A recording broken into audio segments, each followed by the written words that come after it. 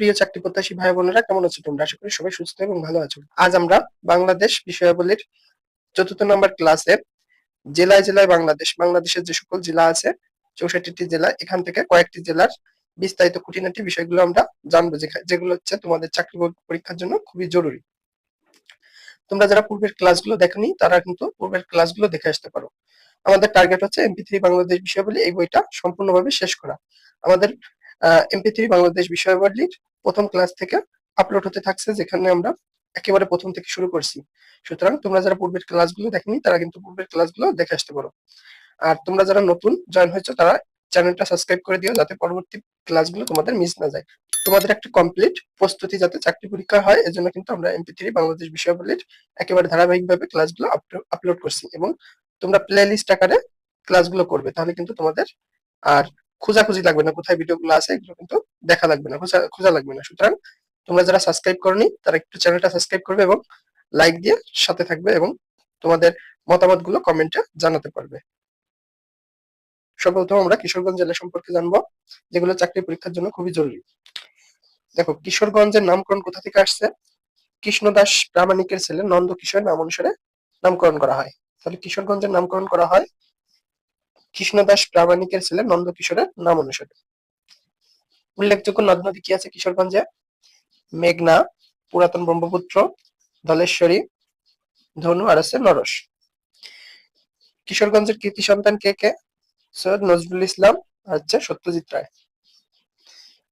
এরপরে আছে ঐতিহাসিক শোলাকিয়া ঈদগাঁও কিশোরগঞ্জের নরসুন্দা নদীর তীরে অবস্থিত। এই প্রশ্নটা খুবই গুরুত্বপূর্ণ, তোমরা কিন্তু এই প্রশ্নটা মুখস্থ করে ফেলো। ঐতিহাসিক শোলাকিয়া ঈদগাঁও কিশোরগঞ্জের নরসুন্দা নদীর তীরে অবস্থিত।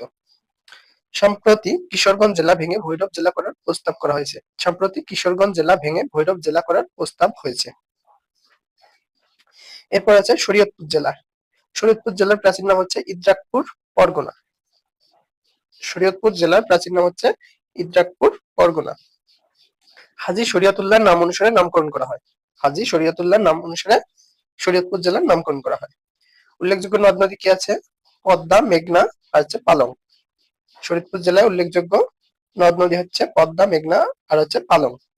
ঐতিহাসিক স্থান কি কি আছে? ঐতিহাসিক স্থান ধানুকার, মানসমা, বাজি, ফাতেজং দুর্গ আর হচ্ছে কেদারবাড়ি। তেমন একটা গুরুত্বপূর্ণ প্রশ্ন না। আমরা পরবর্তী জেলায় চলে যাই। পরবর্তী জেলা আছে আমাদের রাজবাড়ী জেলা। রাজবাড়ী জেলার প্রাচীন নাম হচ্ছে গোয়ালন্দ। রাজবাড়ী জেলার প্রাচীন নাম গোয়ালন্দ। ইতিহাস প্রসিদ্ধ একটি জেলা। তাহলে রাজবাড়ী হচ্ছে ইতিহাস প্রসিদ্ধ একটি জেলা।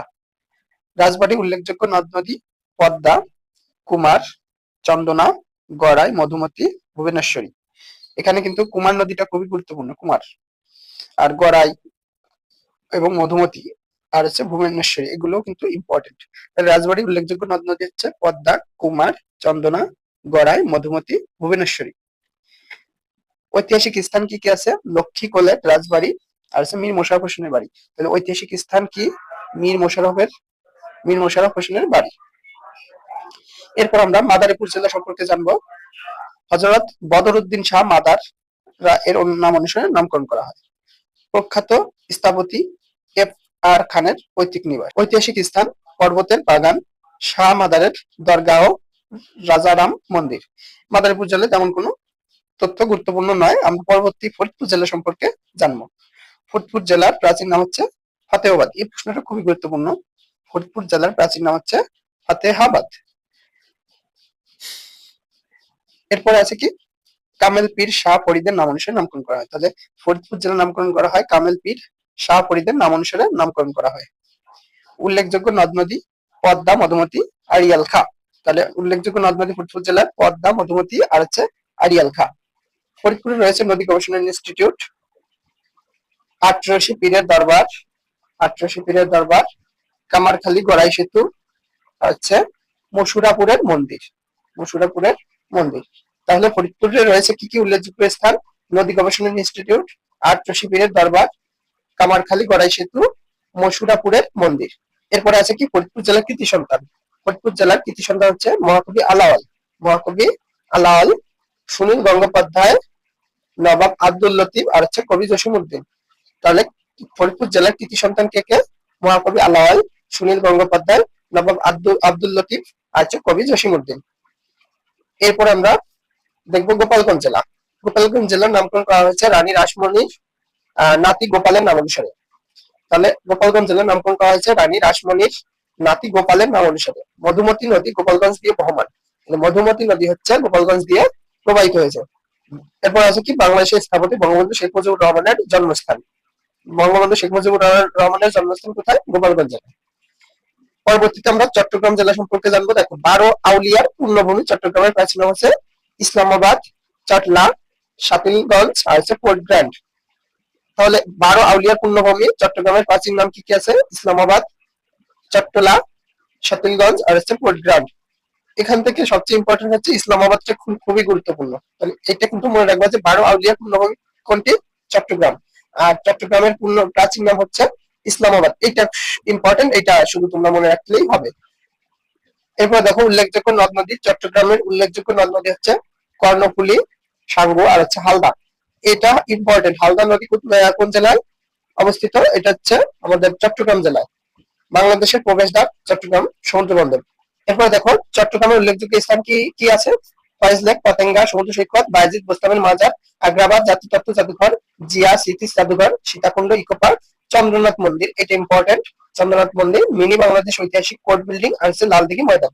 তাহলে চট্টগ্রামের উল্লেখযোগ্য স্থান কি কি? ফয়েজ লেক, পতেঙ্গা সমুদ্র সৈকত, বায়েজিদ বোস্তামের মাজার, এটা ইম্পর্টেন্ট। আগ্রাবাদ জাতিতত্ত্ব জাদুঘর, জিয়া স্মৃতি জাদুঘর, সীতাকুণ্ড ইকো পার্ক, চন্দ্রনাথ মন্দির, মিনি বাংলাদেশ ঐতিহাসিক কোর্ট বিল্ডিং আর হচ্ছে লালদিঘি ময়দান। চট্টগ্রামের কৃতি সন্তান হচ্ছে মাস্টারদা সূর্য সেন। খুবই ইম্পর্টেন্ট। প্রীতিলতা, আবুল ফজল সবগুলো কিন্তু ইম্পর্টেন্ট। ডক্টর মোহাম্মদ ইউনুস, এটা বর্তমান সময়ের জন্য খুবই ইম্পর্টেন্ট। ডক্টর মোহাম্মদ ইউনুসের নিজ জেলা কোনটি? চট্টগ্রাম। এরপর আছে আব্দুল করিম রশিদ বিশারদ, ইনার জন্মস্থান কিন্তু চট্টগ্রামে। তাহলে কৃতি সন্তান কে কে? চট্টগ্রামের মাস্টারদা সূর্য সেন, প্রীতিলতা, আবুল ফজল, ডক্টর মোহাম্মদ ইউনুস, আবুল করিম, সাহিত্য বিশারদ।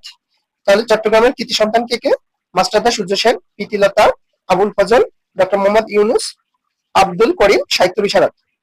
দেশের বাণিজ্য রাজধানী চট্টগ্রাম। তাহলে বাংলাদেশের বাণিজ্যিক রাজধানী হচ্ছে চট্টগ্রাম। ডাব্লিউটিও কর্তৃক হেলথ সিটি হিসেবে স্বীকৃত। তাহলে এটাও ইম্পর্টেন্ট। ডাব্লিউটিও কর্তৃক হেলথ সিটি হিসেবে চট্টগ্রাম স্বীকৃত। পরবর্তীতে আমরা রাঙ্গামাটি জেলা সম্পর্কে জানবো। উল্লেখযোগ্য নদ নদী কি আছে রাঙ্গামাটিতে? কর্ণফুলী, সঙ্গ, কাশালাও, বানখিয়াং। এগুলো তো আমার ইম্পর্টেন্ট না। উল্লেখযোগ্য স্থানসমূহ উপজাতি জাদুঘর, এটা ইম্পর্টেন্ট। চাকমা রাজবাড়ি, সুবলং প্রাকৃতিক ঝর্ণা, ঝুলন্ত সেতু, কাপ্তাই হ্রদ। এই দুইটা তথ্য আমাদের জানা দরকার। সুবলং প্রাকৃতিক ঝর্ণাটা ইম্পর্টেন্ট। তাহলে উল্লেখযোগ্য স্থানসমূহ রাঙ্গামাটির উপজাতীয় জাদুঘর, চাকমা রাজবাড়ি, সুবলং প্রাকৃতিক ঝর্ণা, ঝুলন্ত সেতু ও কাপ্তাই হ্রদ। বান্দরবান জেলায় কি কি তথ্য আছে চাকরি পরীক্ষা আসার মতো? দেখো প্রাকৃতিক লীলাভূমি বান্দরবান। তাহলে বান্দরবানকে বলা হয় প্রাকৃতিক লীলাভূমি। বাংলাদেশের সর্বপূর্বের স্থান হচ্ছে থানচি, এটা কিন্তু বান্দরবান জেলায় অবস্থিত। তাহলে বাংলাদেশের পূর্বের স্থান হচ্ছে থানচি, এটা বান্দরবান জেলায়। বান্দরবান জেলা উল্লেখযোগ্য নদ নদী কি কি আছে? সাঙ্গু আর হচ্ছে মাতামুহুরী। এরপর কি আছে? ঐতিহাসিক স্থান বোমাং রাজার বাড়ি। তাহলে বান্দরবানের ঐতিহাসিক স্থান হচ্ছে বোমাং রাজার বাড়ি, মেঘলা রিসর্ট, কেওক্রাডং, তাজিংডং, চিম্বুক ঝর্ণা, শৈলপ্রপাত, নীলগিরি পর্বত আর হচ্ছে স্বর্ণ মন্দির। তাহলে ঐতিহাসিক স্থান বান্দরবান জেলায় বোমাং রাজার বাড়ি, মেঘলা রিসর্ট, কেওক্রাডং, তাজিংডং, চিম্বুক ঝর্ণা, শৈলপ্রপাত আর হচ্ছে নীলগিরি পর্বত, স্বর্ণ মন্দির। এইগুলো হচ্ছে বান্দরবান জেলার ঐতিহাসিক স্থান। এরপর আছে খাগড়াছড়ি জেলা। খাগড়াছড়ি জেলার ঐতিহাসিক স্থান আলুটিলা পর্যটক কেন্দ্র, রিসং ঝর্ণা। আলুটিলা পর্যটন কেন্দ্র হচ্ছে খাগড়াছড়ি জেলায়। প্রাচীন বৌদ্ধ বিহার, পানছড়ি, শান্তিপুর, অরণ্যকুটি। তেমন একটা ইম্পর্টেন্ট না। এরপর দেখো কক্সবাজার জেলা। কক্সবাজার জেলা প্রাচীন নাম পালঙ্কি। এটা খুবই ইম্পর্টেন্ট, খুবই ইম্পর্টেন্ট। এটা নোট করে রাখো তোমরা। এরপর দেখো ক্যাপ্টেন হিরন কক্স এর নাম অনুসারে নামকরণ করা হয়। তাহলে কক্সবাজার জেলার নামকরণ করা হয় ক্যাপ্টেন হিরন কক্স এর নাম অনুসারে। উল্লেখযোগ্য স্থানসমূহ হচ্ছে কুতুবদিয়া, বাতিঘর, হিমছড়ি। কুতুবদিয়া, বাতিঘর, হিমছড়ি, পরীর দ্বীপ, এলিফ্যান্ট পয়েন্ট, মহেশখালী দ্বীপ, এটা ইম্পর্টেন্ট খুবই। সোনাদিয়া দ্বীপ, এটাও ইম্পর্টেন্ট। আর হচ্ছে ইনানি সমুদ্র সৈকত। তাহলে উল্লেখযোগ্য স্থানসমূহ কি কি আছে কক্সবাজার জেলায়? কুতুবদিয়া, বাতিঘর, হিমছড়ি, পরীর দ্বীপ, এলিফ্যান্ট পয়েন্ট, মহেশখালী দ্বীপ, সোনাদিয়া দ্বীপ, ইনানি সমুদ্র সৈকত। পরবর্তীতে আমাদের ফেনী জেলা। ফেনী জেলার গুরুত্বপূর্ণ তথ্য। প্রাচীন নাম শমশেরনগর। তাহলে ফেনী জেলার প্রাচীন নাম হচ্ছে শমশেরনগর। সামন্ত রাজা ফণী নাম অনুসারে নামকরণ করা হয়। তাহলে সামন্ত রাজা ফণী নাম অনুসারে ফেনী জেলার নামকরণ করা হয়। জেলার নামে নদী আছে ফেনী নদী। তাহলে ফেনী জেলায় কিন্তু একটা নদী আছে যেটা হচ্ছে ফেনী নামেই পরিচিত।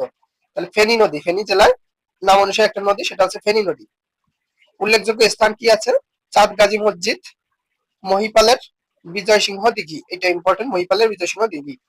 আর কৃতি সন্তান নাট্যকার সেলিম আলদিনের জন্মভূমি কিন্তু ফেনী জেলায়। শহীদ জহির রায়হান, শহীদুল্লাহ কায়সার, বেগম খালেদা জিয়া, এটা ইম্পর্টেন্ট বর্তমান সময়ের জন্য। শিল্পী কায়ুম চৌধুরী, শিল্পী কায়ুম চৌধুরী। তাহলে কৃতি সন্তান নাট্যকার সেলিম আলদিন, জহির রায়হান, শহীদুল্লাহ কায়সার, বেগম খালেদা জিয়া, শিল্পী কায়ুম চৌধুরী। এদের জন্মস্থান কিন্তু ফেনী জেলায়।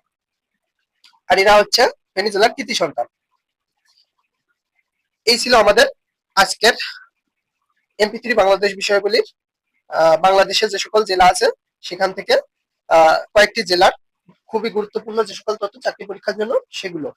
আশা করি ক্লাসটি তোমাদের ভালো লাগছে। যদি ক্লাসটি ভালো লাগে একটা লাইক দিও এবং সাবস্ক্রাইব করে চ্যানেলের সাথে থাকো। পরবর্তী ক্লাস যথাসময়ে আমাদের গুরুকুল ইউটিউব চ্যানেলে আপলোড হতে থাকবে। আজকে এ পর্যন্তই। পরবর্তী ক্লাস দেখার আমন্ত্রণ জানিয়ে আজকে বিদায় নিচ্ছি। ধন্যবাদ সবাইকে।